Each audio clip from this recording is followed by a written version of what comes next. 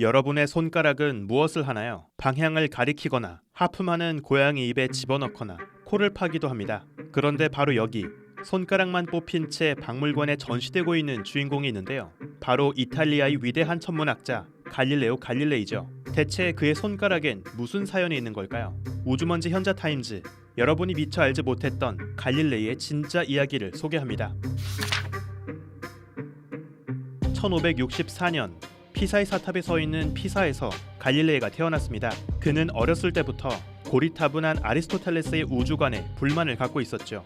20대의 젊은 나이에 이미 다양한 논리적 추론과 사고 실험을 통해서 아리스토텔레스의 빈약한 고대 철학에 비판을 가하고 있었습니다. 하지만 피사 대학을 다니다 중퇴한 상태였던 그는 제대로 된 학위도 받지 못한 채 수학 과외를 하면서 생계를 유지하고 있었죠. 그러던 갈릴레이는 한 강연장에서 평생의 은인을 만나게 되었습니다. 1588년 당시 24살의 나이였던 갈릴레이는 이탈리아의 작가 단테가 펴낸 신곡을 보고 거기서 등장하는 지옥의 크기를 계산했죠. 신곡에는 루시퍼는 로마성 베드로 광장의 거인 조각상보다 43배 더 크고 그 조각상은 단테보다 43배가 더 크다 라고 하는 구절이 등장합니다. 갈릴레이는 이 구절을 통해서 루시퍼의 키가 대략 1800m일 것이고 그가 살고 있는 지옥의 부피는 지구 전체의 12분의 1 정도라 추정했죠. 그리고 이런 거대한 크기에 뒤집어진 원뿔 모양을 하고 있는 지옥은 안정적이지 못해서 곧 붕괴할 것이라 지적했습니다. 갈릴레이의 이런 흥미로운 발표는 그 자리에 있던 한 인물을 매료시켰죠. 당시 이탈리아 피렌체 일대를 주름잡고 있던 메디치 가문이었습니다. 그렇게 메디치는 학위도 없던 그에게 곧장 교수 자리를 제안했죠. 이렇게 갈릴레이는 평생의 든든한 후원자를 만나게 되었습니다. 이후 1609년 5월 갈릴레이는 흥미로운 소문을 듣게 되었는데요. 바로 네덜란드 지역의 누군가 렌즈 2개를 가지고 아주 멀리 떨어진 것을 크게 보여주는 신기한 물건을 만들었다는 소문이었습니다. 바로 망원경이죠. 갈릴레이는 직접 그 소문의 망원경을 제작했습니다. 그는 자신의 망원경으로 밤하늘을 올려다보기 시작했습니다. 그는 가장 먼저 달을 바라봤습니다. 그리고 태양도 바라봤죠. 그런데 뭔가 이상했습니다. 그저 유리처럼 매끈할 줄 알았던 달의 표면이 너무나 울퉁불퉁했죠. 달 전역은 거친 산과 분화구로 가득했습니다. 그 모습은 지구와 별반 다르지 않았죠. 태양 표면도 이상했습니다. 역시 아무런 티 없이 깨끗할 줄 알았던 태양 표면에서 거뭇거뭇한 반점들을 발견했죠. 바로 태양의 흑점이었습니다. 이 당시까지만 해도 지상계와 천상계 사이에는 넘을 수 없는 위계 질서가 있었습니다. 완전하지 않은 땅, 지상계는 거친 산과 계곡으로 울퉁불퉁합니다. 하지만 조물주의 완벽한 피조물인 하늘, 천상계는 기하학적으로 완벽한 조화와 아름다움을 이루고 있는 세계로 생각했죠. 그런데 갈릴레이는 지구 못지않게 못생기고 불완전한 모습의 달과 태양을 발견한 겁니다. 하늘도 땅 못지않게 불완전한 세상이었던 것이죠. 이후 1610년 1월 목성이 지구 가까이 접근했고 밤하늘에서 아주 밝게 보였습니다. 갈릴레이는 이번엔 목성을 바라봤죠. 멀리 있는 다른 배경 별들과 달리 목성은 또렷한 작은 원반 모양으로 나타났습니다. 그런데 목성 곁에 알지 못했던 새로운 희미한 별들이 3개 더 보였죠. 그런데 그 다음날 다시 목성을 바라봤을 때 전날 봤던 희미한 별 3개의 자리가 살짝 달라져 보였습니다. 게다가 또 그 다음날엔 이번엔 희미한 별이 2개만 보였죠. 그렇게 갈릴레이는 매일매일 목성 주변에서 나타났다가 사라졌다가를 반복하는 이 이상한 별들을 꼼꼼히 기록했습니다.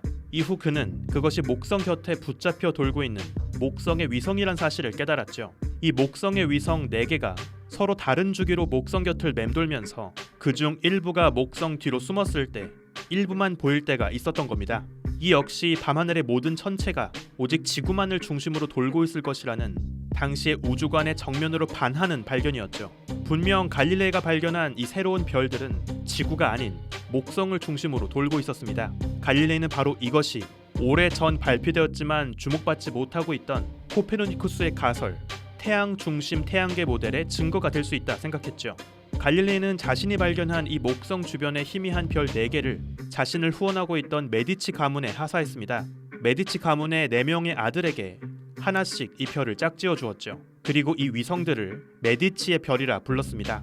고대 신화에 등장하는 영웅이나 신들만 할 수 있었던 밤하늘의 별자리가 되어 하늘의 이름을 남길 수 있는 이런 엄청난 영광을 자신의 후원자에게 안겨준 것이죠. 요즘으로 치면 삼성의 후원을 받아 연구하고 있는 한 천문학자가 자신이 발견한 별 3개에게 병철스타, 건희스타, 재용스타라고 이런 이름을 지어준 꼴이죠.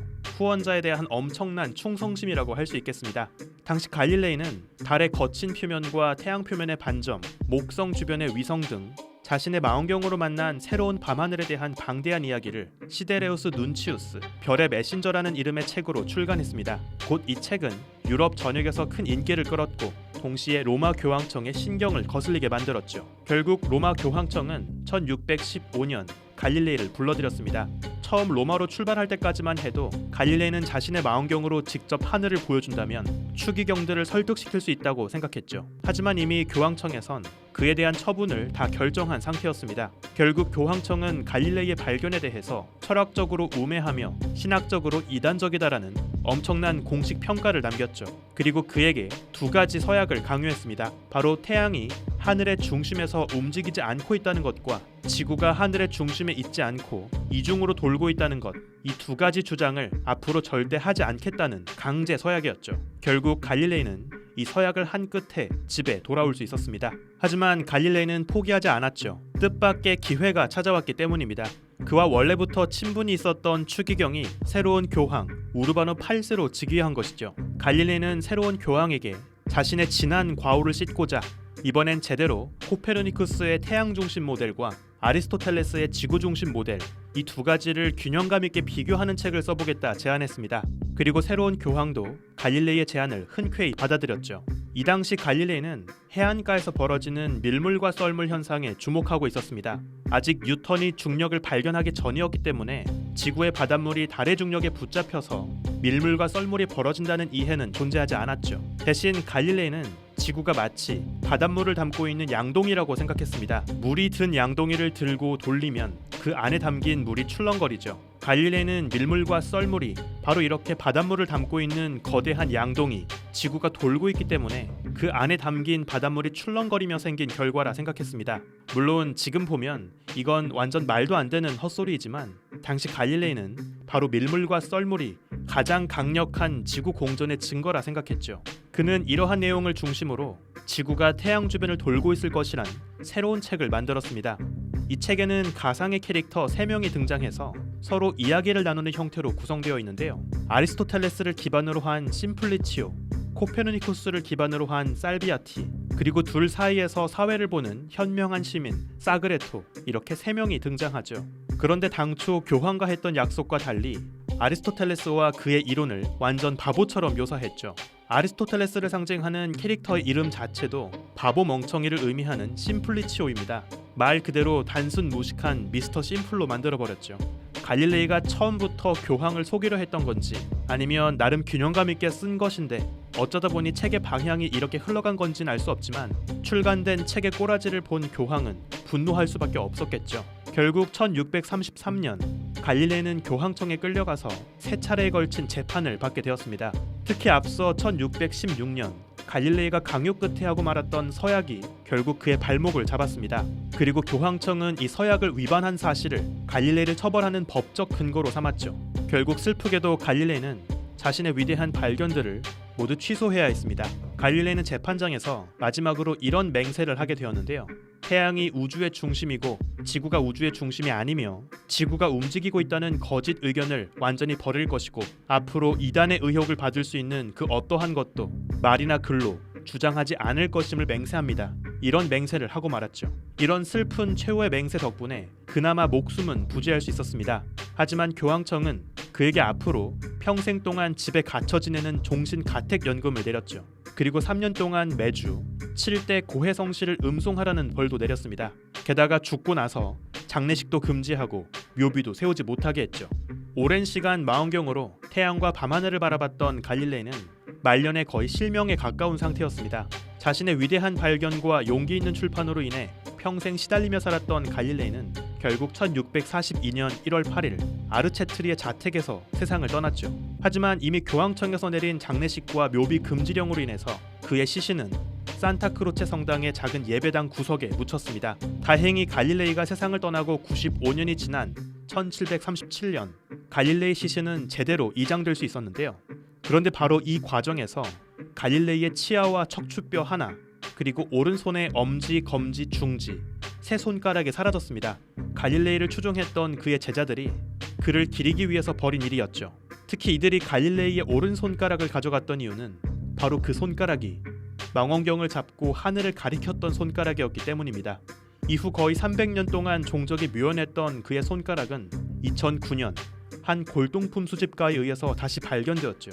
철저한 DNA 분석 결과 그동안 사라졌던 갈릴레이의 손가락이 맞는 것으로 확인이 되었습니다. 그렇게 갈릴레이가 살아생전 망원경의 렌즈를 깎고 하늘을 가리키고 또 추기경에게 삿대질을 하거나 재판장에서 무릎 꿇고 용서를 구하며 싹싹 빌었을 바로 그의 손가락이 다시 세상에 공개가 된 것이죠.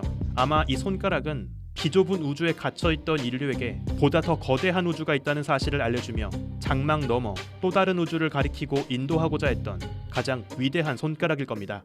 우주먼지의 현자타임즈, 오늘은 여기에서 마칩니다. 여러분들의 손가락으로 구독과 좋아요 부탁드릴게요. 우주먼지 여러분, 감사합니다. 안녕.